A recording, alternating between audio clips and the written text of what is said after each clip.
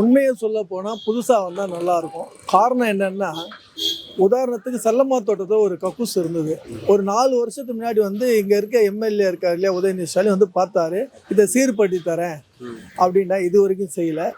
ரெண்டாவது, அங்கே டோபிக்கான துணி துவைக்கிற இடம் இருக்குது, அந்த இடத்துல சில பிரச்சனை இருக்குது, அதையும் சரிப்படுத்த கொடுக்கல. அதாவது திருவல்லிக்கேணியை பொறுத்த வரைக்கும் ஸ்லம்மில் இருக்கவங்க நிறைய இருக்காங்க.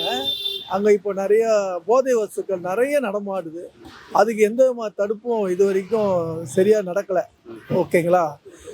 அவருங்க திமுக அரசில் நிறைய வாக்குறுதி சொன்னாங்க. எந்த வாக்குறுதியும் வந்து ஒரு நிறைவேற்றின மாதிரி ஒரு அபிப்பிராயம் மக்கள் மத்தியில் இல்லை.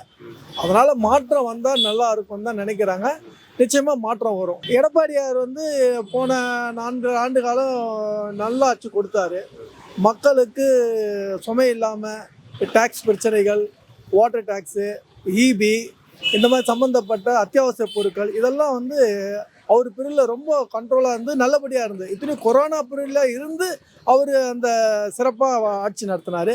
இவங்க வந்து 4.5 லட்சம் கோடியை வந்து 9 லட்சம் கோடி ஆக்கி வச்ச பெருமையை தான் தேடி வச்சுருக்காங்க தவிர மற்றபடி மக்களுக்கு எதுவும் ஒன்றும் சிறப்பாக செஞ்சவங்க ஒன்றும் தெரியல.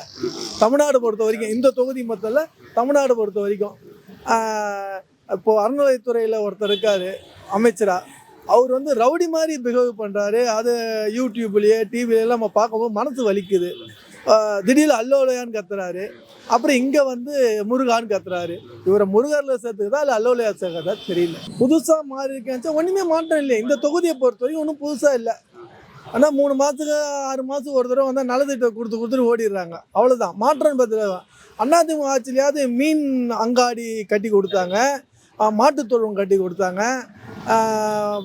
மற்றபடி நிறைய விஷயம் செஞ்சாங்க அதிமுக ஆட்சி, கவுன்சிலர்லாம் ஆச்சு. இந்த தடவை ஒன்றும் சிறப்பாக ஒன்றும் செய்யலை. மாற்ற வேண்டும், 100% மாற்ற வேண்டும், மாறும்.